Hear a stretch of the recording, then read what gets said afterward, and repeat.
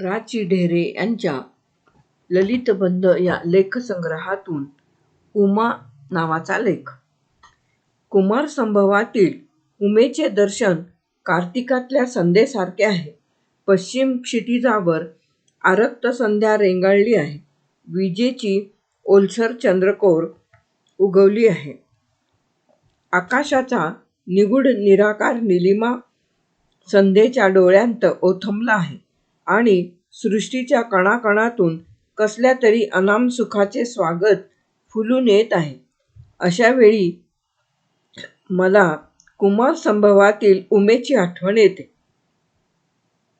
मग माझ्या दृष्टीत ती स्वप्नरंजित संध्या उमा बनून येते आणि आकाशा एवढ्या चंद्रमौली शिवाच्या निळ्या कंठाला दिशांच्या भुजांनी खेव देऊ पाहते. उमा ही नगाधिराज हिमालयाची कन्या, स्वर्गाशी स्पर्धा करणाऱ्या औषधी प्रस्थाची निवासिनी. ती पूर्वजन्मीची सती.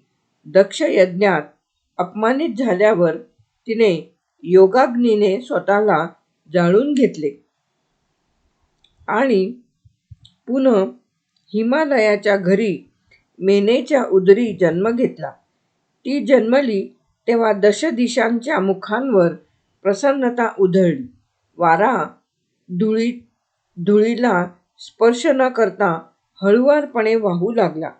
आकाशाच्या घुमटात स्वागताचे शंख घुमले आणि नक्षत्रांची पुष्पवृष्टी झाली. मेघगर्जनेने रत्नशलाका दुभंगावी आणि त्या शलाकेतून उसळणाऱ्या तेजाच्या अंकुरांनी सारा परिसर ढवळून जावा तशी उमेच्या जन्माने मेना राणी उज्ज्वल झाली. ही मातापित्यांची लाडकी कन्या पौर्णिमेची स्वप्ने रंगवणाऱ्या विजेच्या चंद्रकोरीसारखी वाढू लागली. मंदाकिनीच्या तीरावरील सोनेरी वाळूत मैत्रिणीबरोबर हसता खेळता तिचे शुभ्र हंसासारखे शैशव भूर्दिशी उडून गेले आणि यौवनाची लाली तिच्या अंगप्रत्यंगातून सळसळू लागली. मद्याशिवाय डोळ्यांत धुंदी तरळली. प्रयोजनाशिवाय ओठांवर स्वरमाधुर्य नाचू लागले. हारा वाचून उराला शोभा आली आणि नुपुराशिवायच पावले ताल धरू लागली. कलावंताच्या कुंजल्यातून चित्र उमलून यावे आणि सूर्याच्या किरणांच्या सोनेरी स्पर्शाने कमळाची पाकळीनपाकळी फुलून यावी तसे यौवन तिच्या गात्रागात्रातून उमलून आले. तिच्या सर्व हालचालीत एक विलक्षण मोहकता आली. ती हंसगतीने चालू लागली की भूमीवर रक्तकमळे आंदोळत आहेत असा भास होई. तांबूस पालवीतून दिसणाऱ्या शुभ्र फुलासारखे हसू तिच्या लालसर ओठांवर तरळे.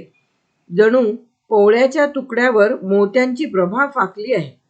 हिमालयासारखा वत्सल पिता, औषधीप्रस्थासारखा स्वर्गीय निवास आणि यौवनासारखे वेडे वय, मदनाची रतिनिष्ठा ढळावी असा उमेचा सहज संचार होता.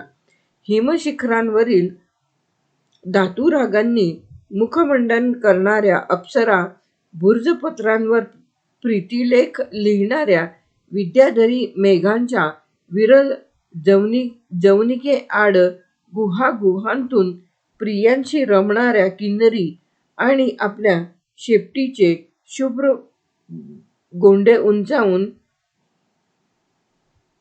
धावणाऱ्या मदविह्वला चमरी यांची पावलोपावली होणारी दर्शने उमेचे हृदय अस्वस्थ करीत. गौरकादी धातूंची तांबूस प्रभा सौधाजवळच्या ढगांवर उधळून अकालीच संध्या अवतरली की तिचे हृदय अकारण कातर बनून जाई. मंदाकिनीच्या लहरींशी क्रीडा करून शिणलेला अनंग वारा अंगसैल करून वाहू लागला की सर्वत्र गंधित परागांची उधळण होई. देवदारू अबोध सुखसंवेदनांनी कंपित होत आणि उन्मत्त मोरांची पिसे इतस्ततः उडू लागत.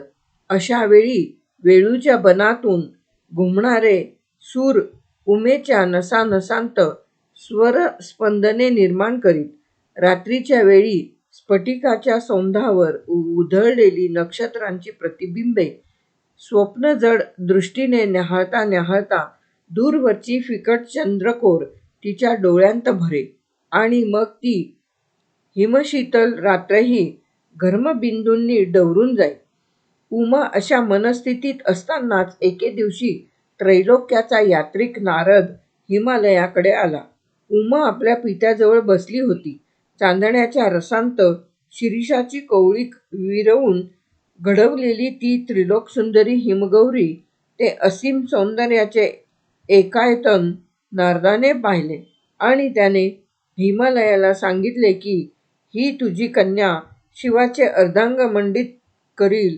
हे मंत्रपूत हवीरद्रव्य स्वीकारायला त्या अग्नी वाचून अन्य कोणता पुरुष समर्थ आहे?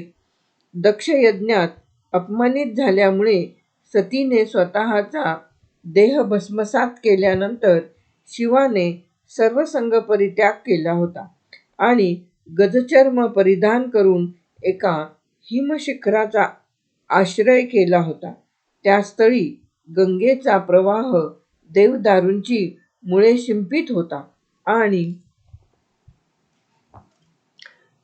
मृगनाभीतील कस्तुरीचा गंध साऱ्या परिसरात दरवळत होता. भुर्ज वृक्षाच्या कोवळ्या साली नेसलेले, मनशिळाच्या रंगाने आपले देह रंगवलेले आणि पुन्नाग वृक्षाचे पल्लव आपल्या कानांवर ठेवलेले शिवगणही शिवाबरोबर तेथे येऊन शिलाजिताने मढलेल्या शिलाखंडावर विसावले होते.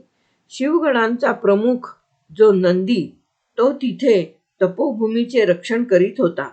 त्या हिमशिखरावरील तपोभूमीत शिवाने अग्नी प्रज्वलित केला आणि तपस्वी जनांना तपाची फळे अर्पण करणारा तो शिव स्वतःच कुठल्या तरी अज्ञात कारणासाठी तप आचरू लागला. आपल्याच भूमीत तप करणाऱ्या शिवाकडे हिमालय विनीत भावाने गेला आणि त्याने अर्धसमर्पणपूर्वक शिवाला विनवले की माझ्या कन्येला आपल्या सेवेची अनुज्ञा द्यावी. सौंदर्याच्या सुवर्णकुंभातील ते यौवनास्तव तपाला बाधक ठरेल हे ठाऊक असूनही शिवाने उमेला सेवेची अनुमती दिली, कारण धीरांचे चित्त विकार हेतूंच्या सान्निध्यानेही चळत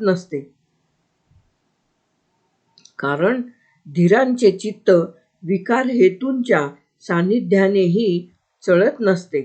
त्या शिवाच्या तपोवनात उमेने पाऊल ठेवल्यापासूनच त्या भूमीचा संयमांचल ढळू लागला होता. उमेच्या प्रत्येक आलोकात, प्रत्येक विभ्रमात अस्थिशेष शिशिरातून वसंत फुलविण्याची किमया होती. त्या किमयेनेच जणू मदनाला निमंत्रण दिले आणि थोड्याच अवधीत अकाल वसंताच्या प्रभावाने त्या तपोवनाचे प्रमदवन बनून गेले. प्रमदेच्या पदाघाता वाचून अशोक फुलला. कर्णिकाराने रंगांची उधळण सुरू केली. आकाराने चौथीच्या चंद्रकोरीसारखी दिसणारी पळसाची लाल फुले फुलली आणि आम्रमंजरीच्या तुऱ्यांवर भ्रमरावली मदनाचे कीर्तिलेख लिहू लागली. अशोकाच्या नवपल्लवांच्या झुपक्यांतून सळसळ वाजणाऱ्या मंद वायू लहरींच्या रूपाने दक्षिण दिग्वधू जणू दीर्घ निश्वास टाकू लागली. वसंतश्रीच्या भाळी तमाल फुलांचा कुंकुम तिलक शोभू लागला. डोळ्यांत भ्रमरांनी काजळ भरले आणि तिचे आम्रपल्लवांचे ओठ बालार्काच्या लाल रंगाने रंगून गेले. अशी गंधाची बरसात झाल्यावर त्या धुंदावलेल्या तपोवनात रतीला सांगाती घेऊन मदनाने चोर पावलांनी प्रवेश केला. शिवविजयाची स्वप्ने रंगवीत मदन तिथे आला आणि शिवगणांची हृदये त्याने अस्थिर बनविली. त्या तपोवनात चित्तवृत्तींचा निरोध करू पाहणारा योग वसंतश्रीच्या गालांवरील तांबूस कांती न्याहाळू लागला. तिच्या चंचल डोळ्यांच्या हालचालींबरोबर त्यांच्या संयमाचे दुर्ग कोसळू लागले. वसंत किमयेमुळे कोकिळा कंठांतून हुरहुर गीते झरू लागली. वाऱ्याने उडणारे प्रियाल मंजरीचे पराग डोळ्यांत गेल्यामुळे हरिणांची दृष्टी झाकोळली आणि ती शुष्क पर्णाचा मर्मर ध्वनी उठवणाऱ्या वाऱ्याबरोबर सैरावैरा धावू लागली. जणू मदनोत्सव सुरू झाला. भ्रमर एकाच कुसुम पात्रातून प्रियेचा उष्टामधी मधू पिऊ लागला. स्पर्शसुखाने धुंदावून हरिणीने डोळे मिटले आणि प्रीतीचे हळवेपण शृंगाच्या अग्रांत आणून काळवीट तिला खाजवू लागला. कमलपरागांच्या सुगंधाने परिमळलेले सरोवरातील पाणी आपल्या सोंडेत घेऊन हत्तीच्या तोंडात प्रेमाने घालू लागली आणि अर्धवट चघळलेला बीसतंतूंचा घास चक्रवाक प्रियेच्या चोचीत भरवू लागला. शिशिरातल्या हिमाने विवर्ण झालेल्या किन्नरीच्या ओठांवर लाली आली आणि मुखरागांनी रंगून गेलेल्या त्यांच्या मुखांवर घर्मबिंदू चमकू लागले. कुठे एखाद्या लतागृहात एक संगमोत्सुक किन्नरी गाऊ लागली. गाण्याच्या श्रमाने तिचे मुख घामजले आणि घामामुळे मुखावरची कातर पानांची रंगशोभा विस्कटून गेली. पुष्पासवाचा फेस तिच्या दृष्टीत तरळू लागला आणि त्यामुळे अधीर झालेल्या किन्नराने दुसरे गीत सुरू होण्यापूर्वीच तिचा गंधित मुखकुंभ ओठाला लावला. तपोवनात मदनाचा अप्रतिहत संचार. कठोर साधनेच्या परिसरात वसंताचा उन्मत्त विलास. शिवाच्या तपोबळाला आव्हान देणारे सौंदर्यशाली यौवन.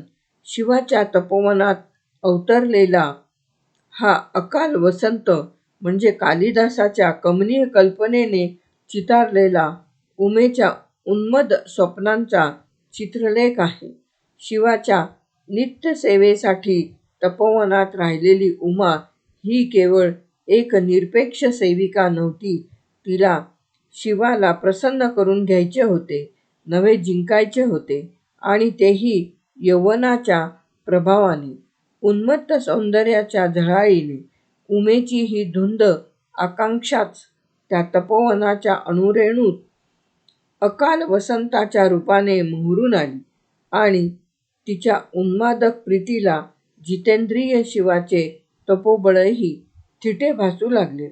तारुण्य आणि लावण्य यांचा सांध्य वेश लेवून आलेली ही प्रमत्त प्रीती भरतीच्या लाटेसारखी वेगवान आहे, आंधळीही आहे. तीरावरच्या अचल अभेद्य शिळेचा ती भेद करू पाहत आहे.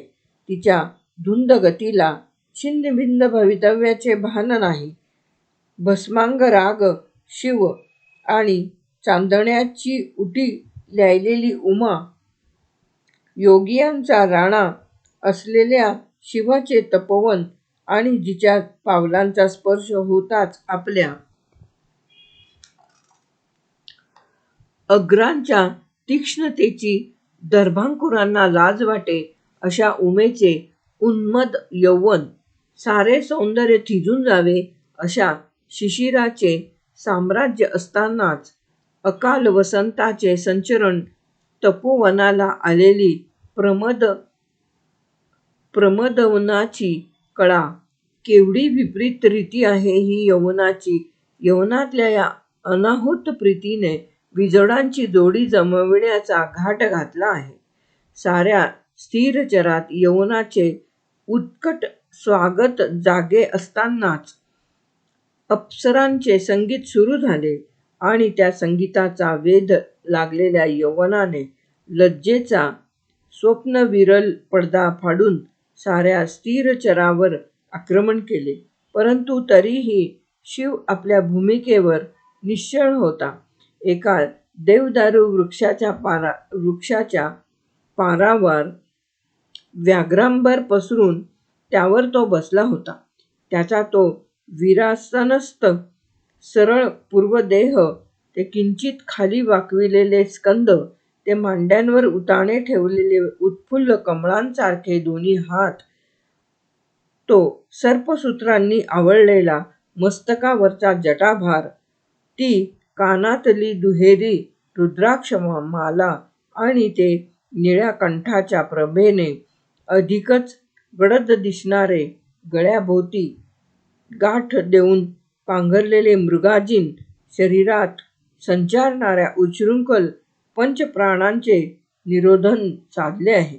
नासाग्र दृष्टीतून तेज खाली झिरपत आहे आणि ब्रह्मरंध्रातून उसळलेल्या तेजाच्या अंकुरांनी मस्तकीच्या चंद्रकलेची मृणाल तंतूसारखी शोभा निस्तेज होत आहे. जणू निर्वातीचा निश्चल दीप, जणू धारा नृत्याचा आवेग आवरून गगनात स्थिरावलेला सजल मेघ, जणू निस्तरंग सागर उमेच्या गात्रात आणि उन्मद नेत्रात प्रविष्ट झालेल्या मदनाला अशा शिवावर आक्रमण करायचे होते. त्यागावर भोगाचे अधिराज्य स्थापायचे होते.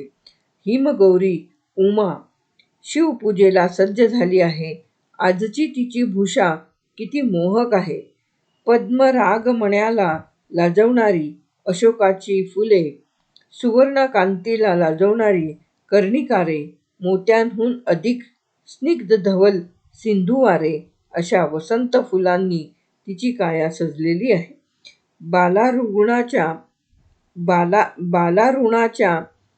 बालारुणाच्या रंगाचे वस्त्र तिने परिधान केले आहे. पुष्टस्तनांच्या भारामुळे ती किंचितशी वाकली आहे. पुष्पसंभाराने भारावलेल्या पल्लवींनी लतेसारखी तिची गती मंदमोहक आहे. चालताना तिची केसर कुसुमांची मेखला कटीवरून वारंवार ढळत आहे आणि आपल्या अधीर हातांनी ती पुन्हा पुन्हा सावरीत आहे. तिच्या निश्वासांच्या परिमळाने लोभावलेला एक भ्रमर तिच्या ओठांच्या लाल लाल पाकळ्यांभोवती रुंजी घालीत आहे. किंचित भेदरल्यामुळे तिची दृष्टी विलोल झाली आहे आणि हातातील लीलाकमळाने ती त्या अवखळ भ्रमराला दूर सारू पाहत आहे. उमा अजून आश्रमात शिरली नाही, परंतु तिच्या हृदयातील मनोभाव मात्र आधीच त्या नागकेशरांच्या गर्द राईत घुसला आहे. तो त्या ध्यानस्थ शिवाभोवती अमूर्तपणे रेंगाळत आहे. त्या जितेंद्रिय योग्याकडे पाहून भयाने थरथरत असतानाही त्याचा अतिक्रमणाचा आवेग चढता वाढता आहे. उमेच्या कुसुम कोमल तनूचे धनु करून पुलक फुलांच्या आणि आलोकांच्या सहस्त्र शरांनी त्याला शिवाला विद्ध करायचे आहे. केवढा आत्मघातकी संकल्प, किती अविवेक! पण मदन हा विवेकाचा वैरी आहे.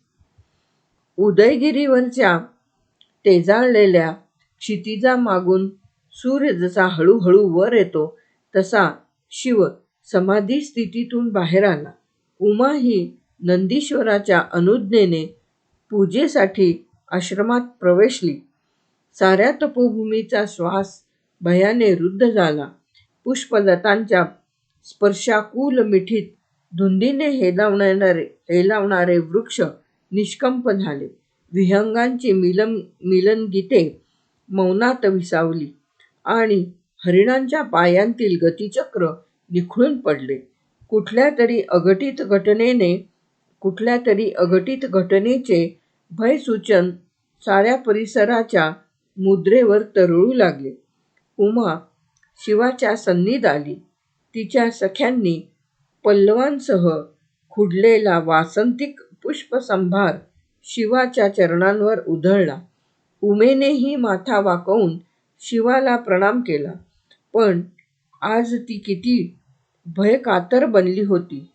प्रणामासाठी खाली वागता वागता तिच्या केशबंधातले परिमळलेले कर्णिकार पुष्प गळून पडले आणि कानावर खोवलेला कोवळा पल्लवही निसटला. त्या पूजनातील अस्थिरता अजून शिवाला जाणवली नव्हती. त्याने प्रसन्न हृदयाने उमेला आशीर्वाद दिला.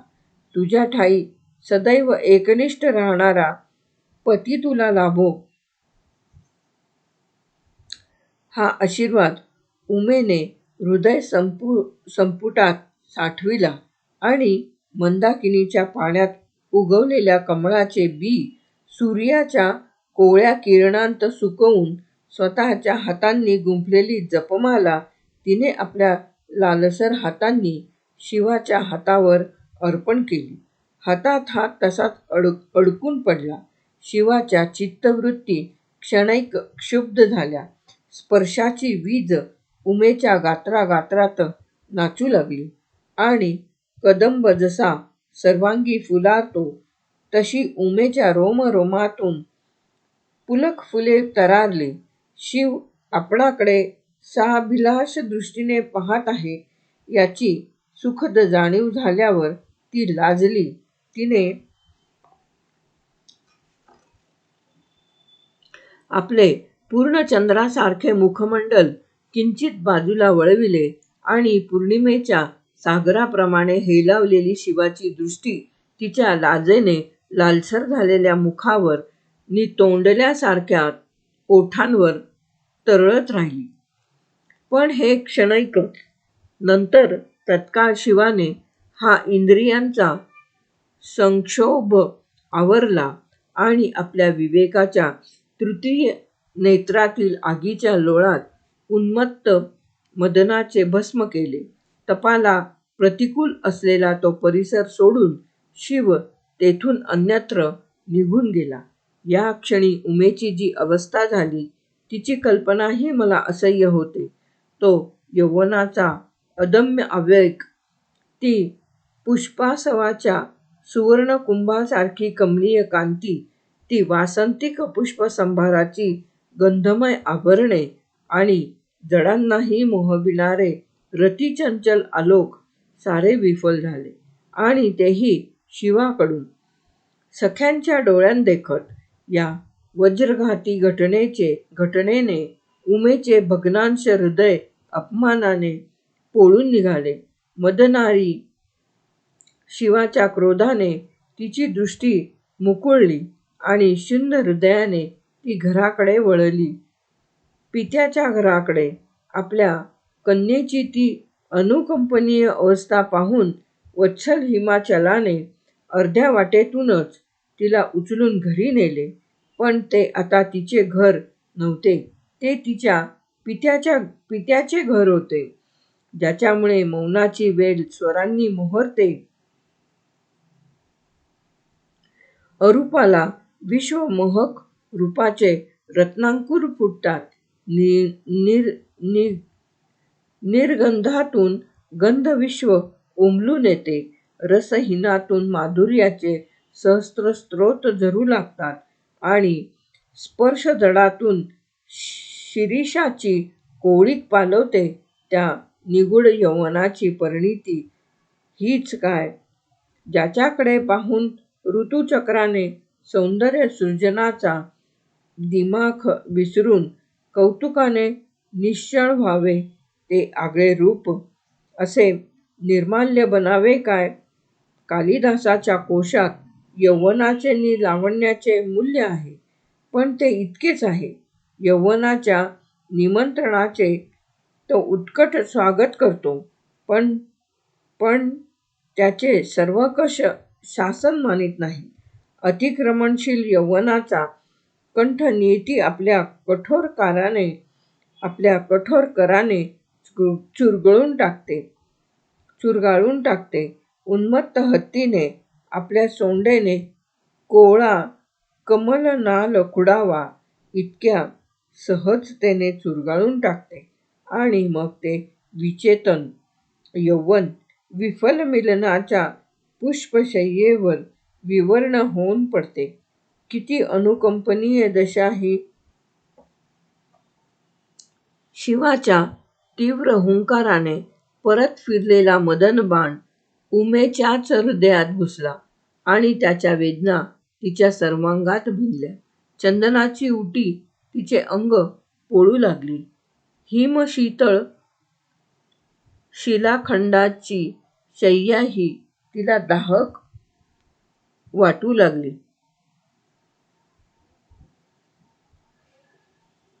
तिला कशातच सुख वाटेनासे झाले. घरी मनाची अस्वस्थता वाढली की ती वनात जाई आणि किन्नरींचा मेळाभोवती जमवून शिवाची गौरवगीते गाऊ लागे. परंतु गाता गाता वैफल्याची बोचरी जाणीव तिचा कंठ रुद्ध करी आणि नेत्रांतील पाण्याबरोबर आशांचे अवशेष वाहून जात. रात्री तिला झोपही लागत नसे.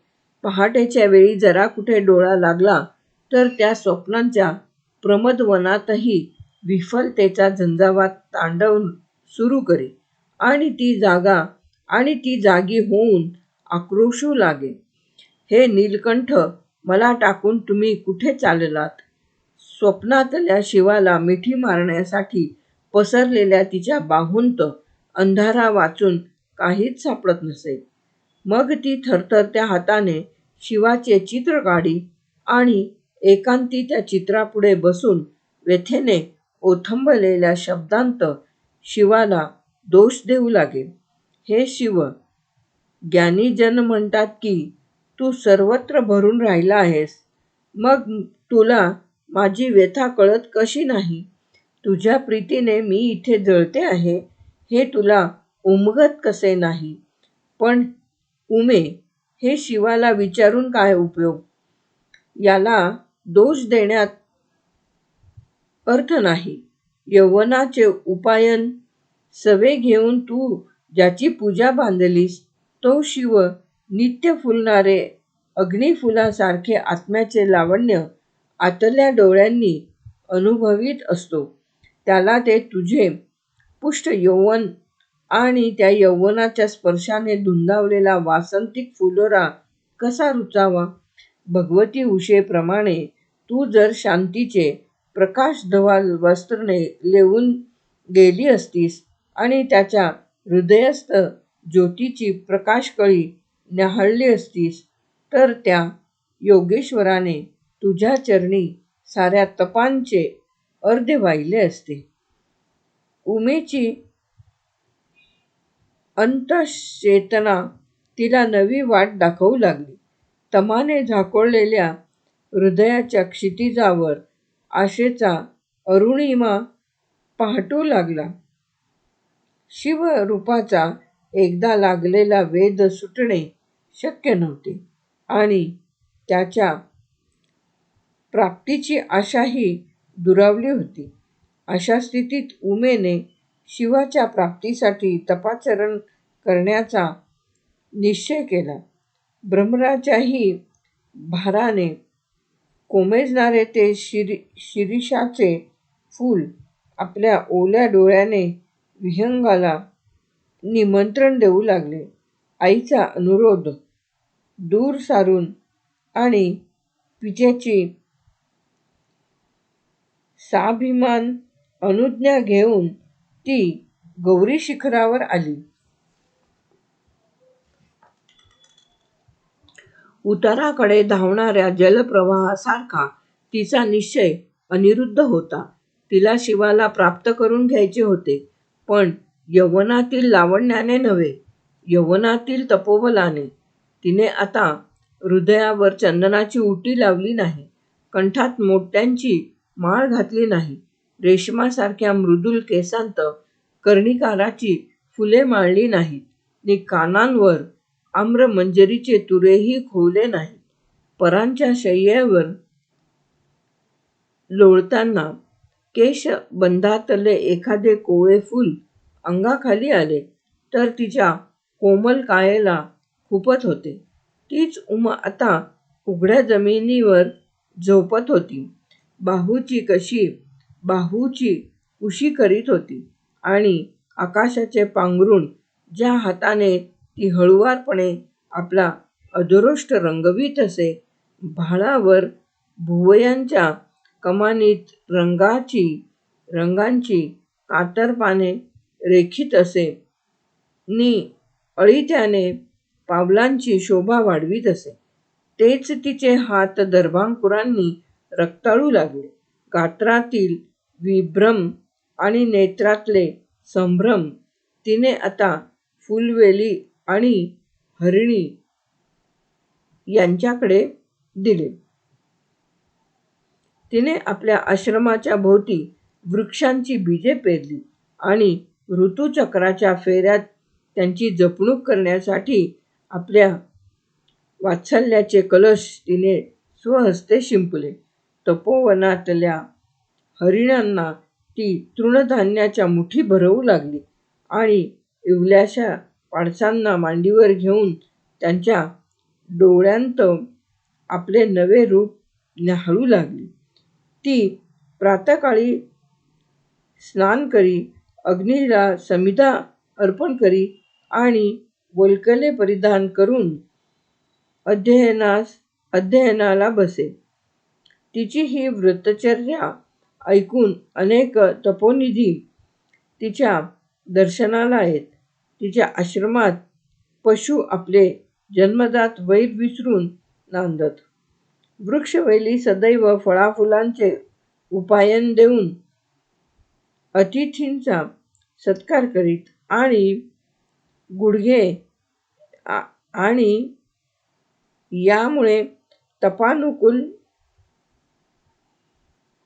यामुळे तपानुकूल वातावरण पाहून तिथे अनेक नव्या पर्णशाला उभारल्या जात. पण तरीही साधनेला सिद्धीचा फुलोरा येण्याची चिन्हे दिसेनात. मग उमेने अधिक कठोर तप आरंभिले. भर उन्हाळ्यात ती पंचाग्नी साधन आचरू लागली. भोवती 4 अग्नी पेटवून आणि वरून उष्णतेचा वर्षाव करणाऱ्या सूर्याकडे अनिमिष दृष्टी रोखून तिचे पंचाग्नी साधन चाले.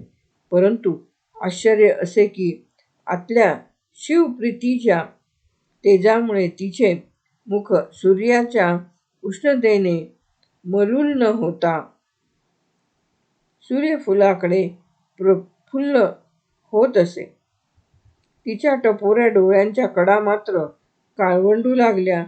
न मागता दिलेले पाणी आणि रात्रीच्या वेळी बरसणारी चंद्राची किरणे हेच तिचे जीवन साधन.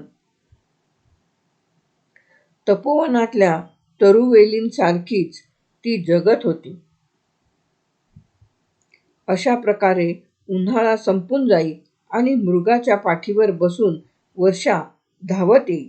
अग्नी आणि सूर्य यांच्या उष्णतेने पोळलेली उमा वर्षेची पहिली सर कोसळल्यावर धरतीबरोबरच दीर्घ निश्वास सोडी. ते पावसाचे पहिले थेंब आकाशाचे मनोगत सांगाती घेऊन जेव्हा खाली येत, तेव्हा उमेच्या डोळ्यांच्या सांद्र पापण्यांवर कितीतरी वेळ स्थिरावत. रात्रीच्या काजळी अंधारात वर्षेचे धारानृत्य सुरू झाले की उमा आश्रमातून बाहेर पडे आणि पर्जन्यधारांचा मारा सहन करीत शिलाखंडावर पडून राही.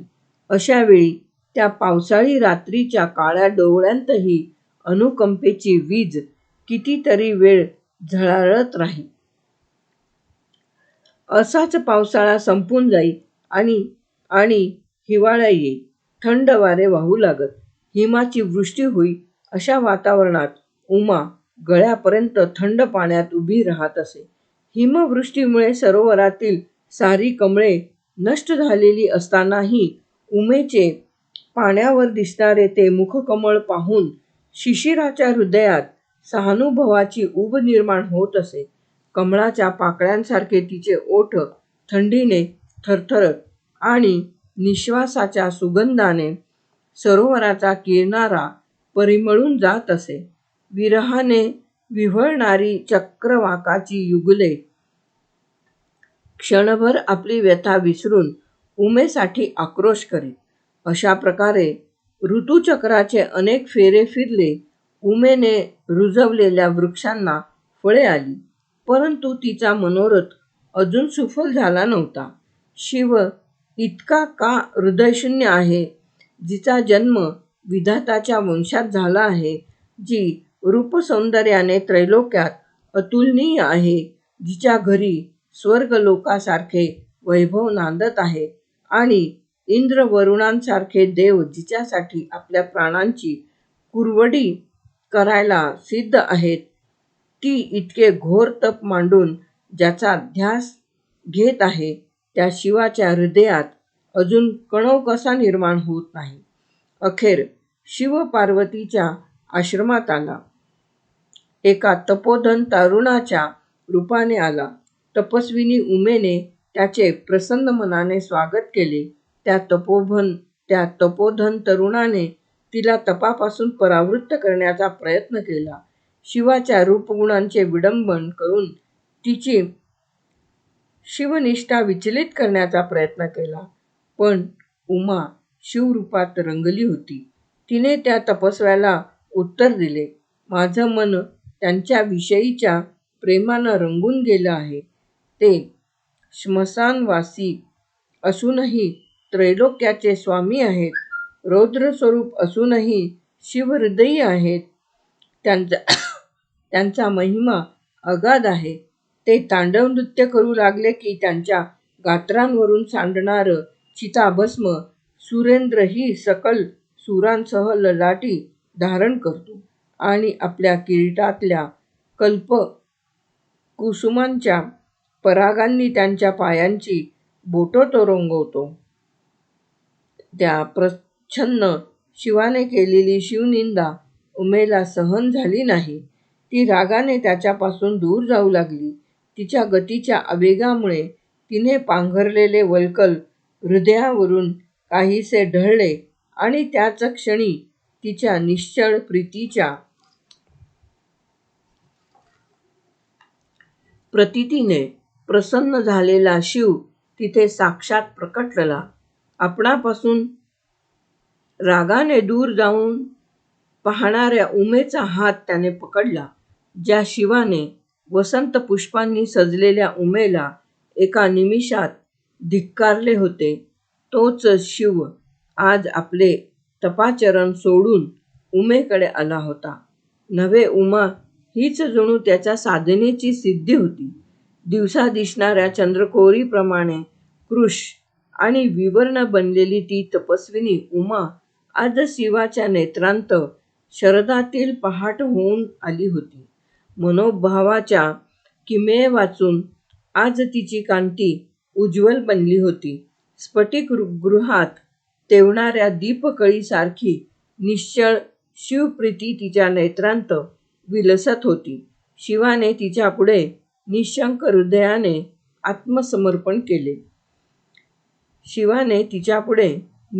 हृदयाने आत्मसमर्पण केले. कुमारसंभवातली उमा ही अशी आहे. ती रूपवती आहे, पण विरूप शिवाचा तिला छंद आहे. ती कोमल हृदय आहे, पण त्या हृदयात रुद्राविषयीची भक्ती आहे. ती ऐश्वर्यशालिनी आहे, पण स्मशानातील भैरव संगीताची मोहिनी तिच्या मनाला आहे. आणि त्याचमुळे शिवाने धिक्कारलेले यौवनाचे नि लावण्याचे निर्माल्य अश्रूंनी फुलवीत बसण्याचा खुळेपणा न करता तिने तपाचे गौरीशिखर उभारले आणि अखेर शिवाचे अर्धांग भूषविले.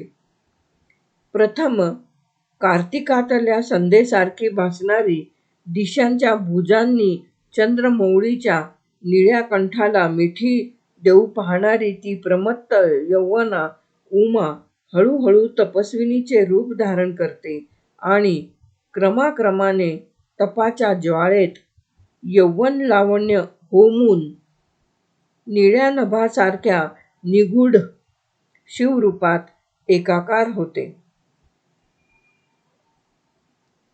लेख समाप्त.